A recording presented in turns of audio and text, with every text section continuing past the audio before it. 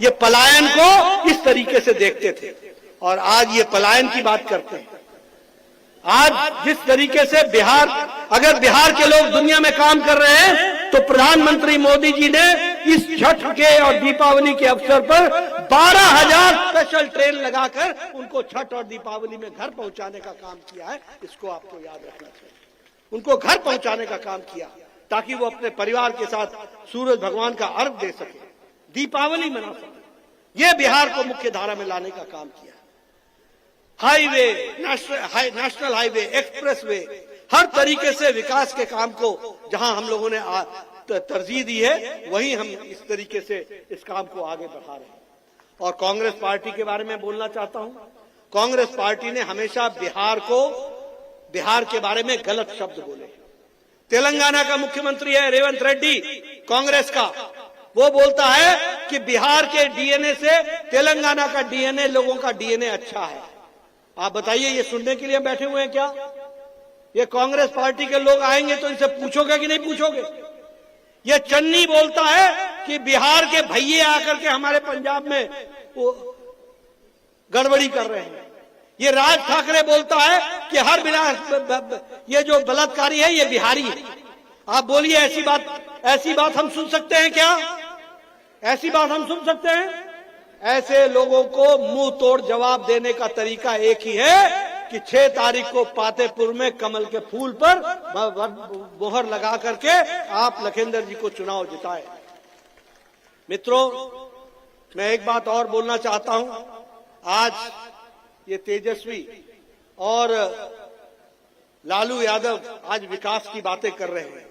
इनसे पूछो कि तुम्हारे राज में, तुम्हारी माता की राज में, तेजस्वी की माता जी के राज में और लालू जी के राज में, तेजस्वी के पिताजी के राज में किस तरीके का अंधकार था, किस तरीके के गुंडा राज था और किस तरीके से कानून व्यवस्था ठप थी। और एक बार भी आपने आज दिन तक माफी नहीं मांगी है। आज दिन तक नहीं माफी मांगी। आप बताइए, ऐसे लोगों को माफ करोगे क्या? कभी माफ करेंगे आप? मैं आपसे निवेदन करना चाहता हूं कि ऐसे लोगों को, इनकी नीयत अभी भी बदली नहीं है। अगर ये आज शहाबुद्दीन के बेटे को टिकट देते हैं तो याद रखना, इनका जो सोच है वो गुंडों को प्रश्रय देने का सोच है। इससे ये बाहर नहीं है। ये उन्हीं के बीच के हैं।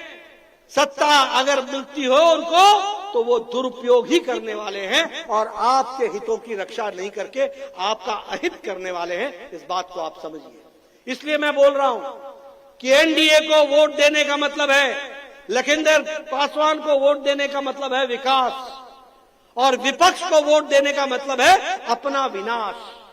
ये बात स्पष्ट रूप से आप समझ लीजिए। और मैं एक निवेदन आपसे और करूंगा अंत में। मैं ज्यादा समय आपका नहीं लेना चाहता, लेकिन मैं एक निवेदन नौजवानों से करूंगा, क्योंकि आपको कल्पना नहीं होगी कि ये जंगल राज क्या था, ये अंधकार राज क्या था, ये गुंडा राज क्या था।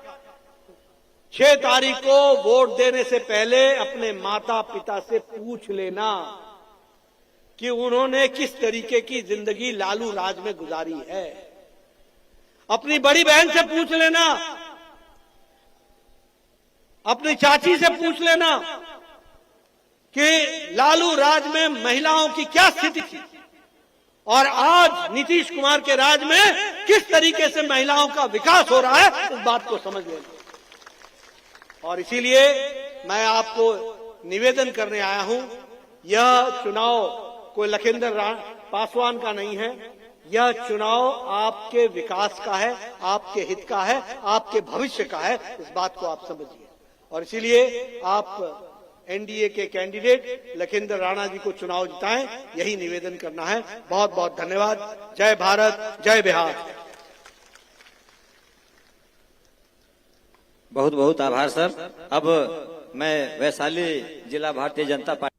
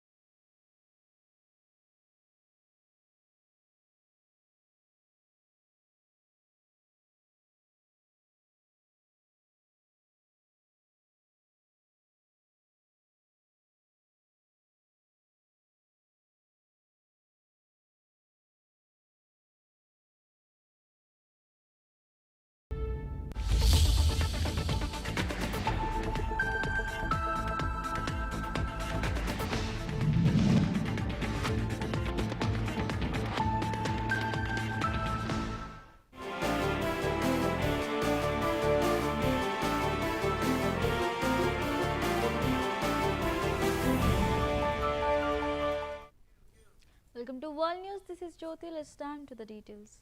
On October 21, 2025, US President Donald Trump hosted a Diwali celebration at the White House, marking the Hindu festival with a traditional diya lighting ceremony in the Oval Office, joined by Indian American officials, diplomats and business leaders. Trump praised Diwali as a symbol of light, triumphing over darkness, and extended warm wishes to the people of India. He called Prime Minister Narendra Modi a great person and reaffirmed strong US-India ties, highlighting cooperation in trade and energy. The event underscored cultural appreciation and the growing influence of the Indian American community in US politics and society.